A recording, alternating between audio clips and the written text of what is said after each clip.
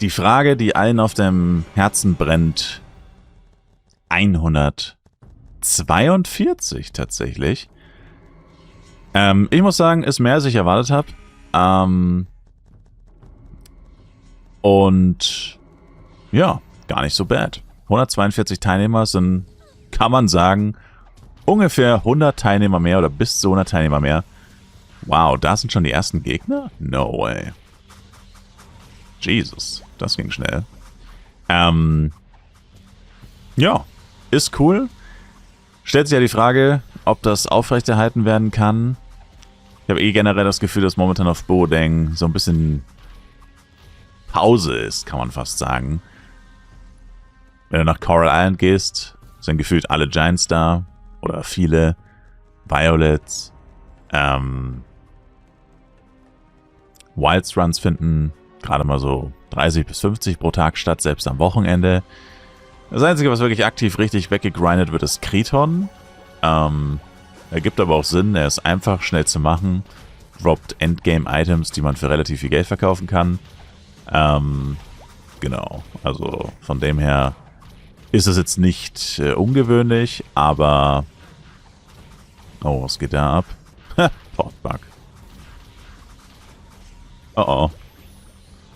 Oh. Nice. Irgendjemand hat da einen Boom Burst reingeballert.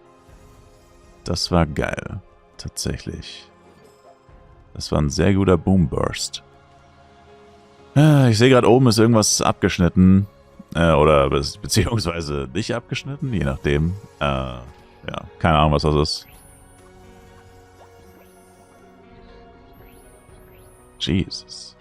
Kann ich jetzt leider nicht fixen während dem Gamen. Ich hoffe, es stört nicht so sehr die weiße Leiste da oben. Komisch, dass das ausgerechnet jetzt passiert. Es sind genau die gleichen Einstellungen wie immer. Und genau jetzt macht er hier solche Faxen. Das war mir tatsächlich nicht bewusst, muss ich sagen, dass das auch für Kaigas Assault zählt, diese neue Einstellung, dass man die Banner verstecken kann. Finde ich aber cool, weil das etwas war, was mich immer sehr aufgeregt hat. Und man sieht, es spielt keine Rolle. Ich meine, ja gut, du weißt jetzt nicht, in welchem Deal du bist. Das musst du aber vielleicht einmal kurz aktivieren.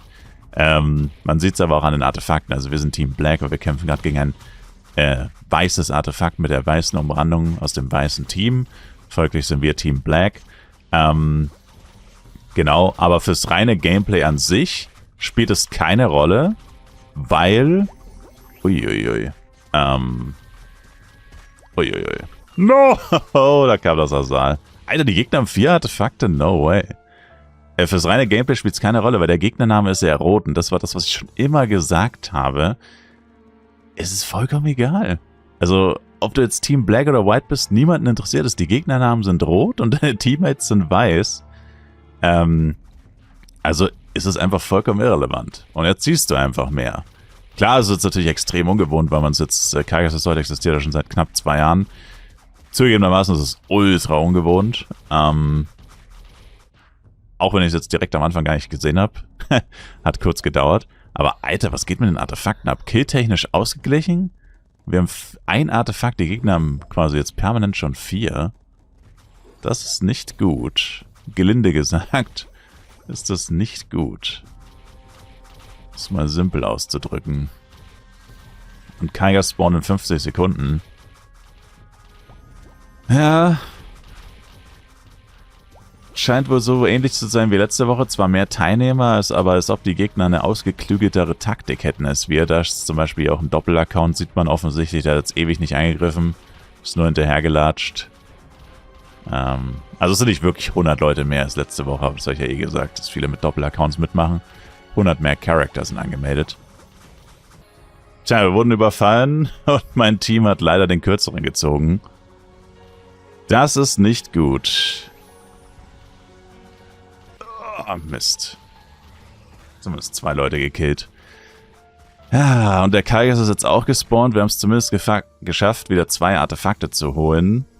Aber ja, läuft tatsächlich echt nicht gut. Auch wenn es killtechnisch relativ ausgeglichen ist. Aber wenn sich das dreht, dann ist schnell vorbei hier. Bei so einer Artefaktdominanz der Gegner.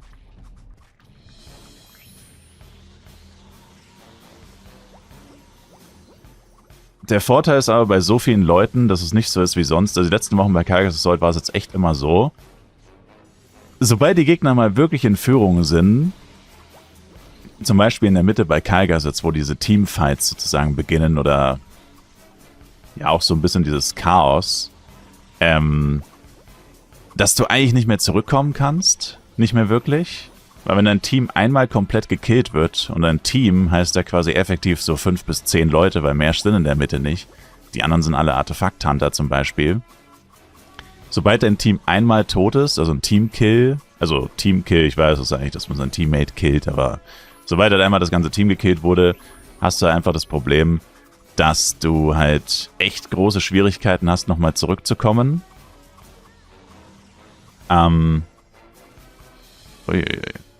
Oh, ey. Leute, hab ich nicht gesehen. Damn. Da läuft einfach ein Blade rum. Ey. Okay. Ja, das ist tatsächlich relativ viel Action hier. Jesus. Junge. Also das ist tatsächlich... Für 142 Teilnehmer ist echt viel Action. Muss man sagen. Aber ja... Wie gesagt, normalerweise hast du das Problem nicht, dass halt dein ganzes Team auf einmal tot ist sozusagen. Das hast du halt nur, wenn es halt 20 gegen 20 ist und dann auch wirklich nur 10 Leute in die Mitte gehen, die anderen sind bei den Artefakten. Da passiert es, dass dein Team komplett gekillt wird. Aber wenn du normalerweise 50, 70, 80 Leute im Team hast, dann kann auch mal das Artefakt-Team in die Mitte drehen. Dann kann generell einfach viel mehr, also das ist einfach viel mehr Puffer. Da ist es eigentlich unmöglich, dass das ganze Team tot ist. Das geht gar nicht, kann man sagen. Und das merkt man jetzt hier auch, obwohl die Gegner uns so ein bisschen dominiert haben, vor allem am Anfang, dass das eigentlich nicht passieren kann oder wird. Vielleicht am Ende, wenn die Death-Timer sehr lange sind, dann kann es natürlich theoretisch passieren. Aber, oh, da kam ein Boom Burst.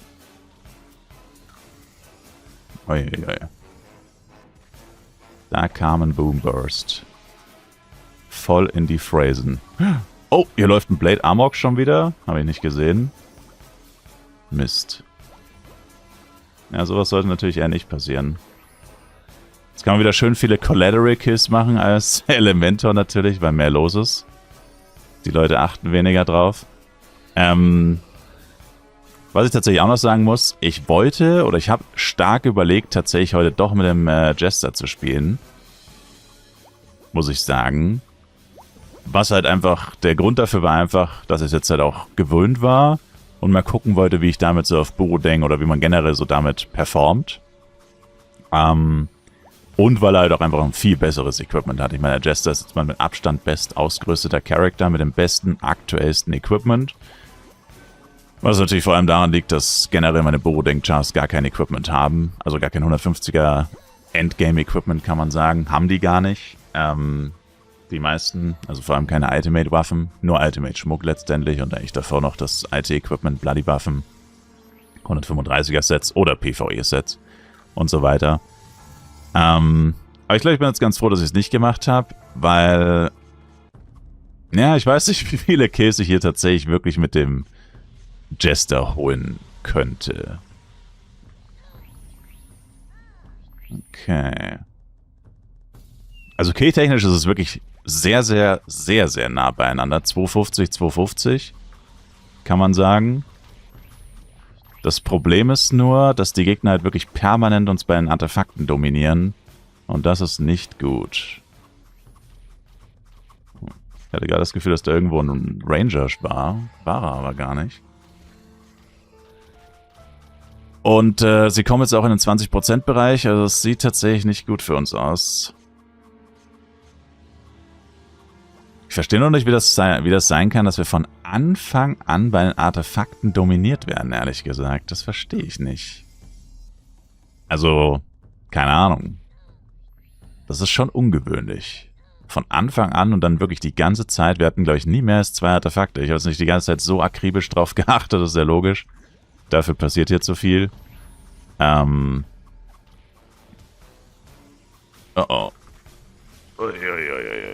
Oh, da war ich jetzt ganz schön weit ins Feindlager vorgedrungen. Dafür passiert jetzt so viel, um so akribisch drauf zu achten, aber ich habe nicht einmal gesehen, dass wir 3 Artefakte hatten. Und wenn wir es hatten, dann wahrscheinlich nur ganz, ganz kurz. Ja, und die Gegner sind jetzt echt schon bei 20%. Die kommen jetzt alle in die Mitte. Oh. Uiuiui. Wir müssen jetzt heftig dagegenhalten. Ich meine, wenigstens können sie ihn nicht einfach killen. Wir sind noch bei 18, 19%, aber es reicht, wenn sie ihn für 1 Minute unter 20 halten.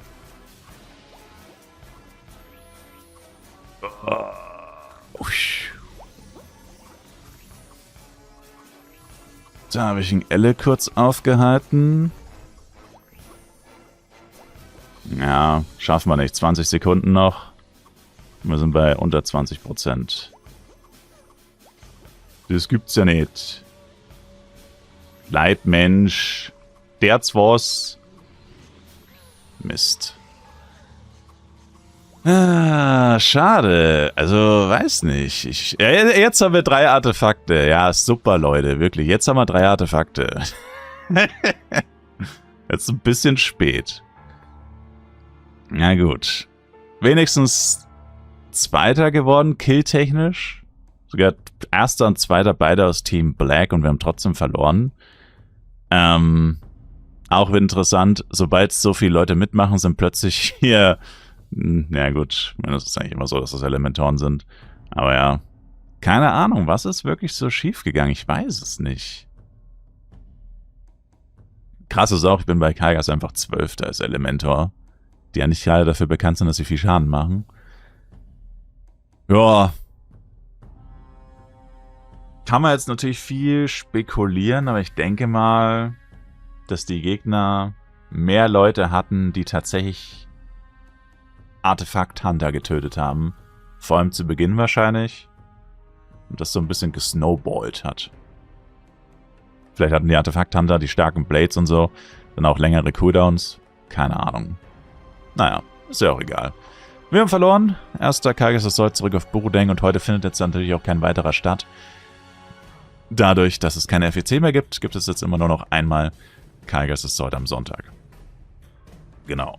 Und ja, Kaigas Assault, jeden Sonntag 17 Uhr Servertime, meldet euch an. Haut rein, danke euch fürs Zuschauen, bis zum nächsten Mal und ciao, ciao.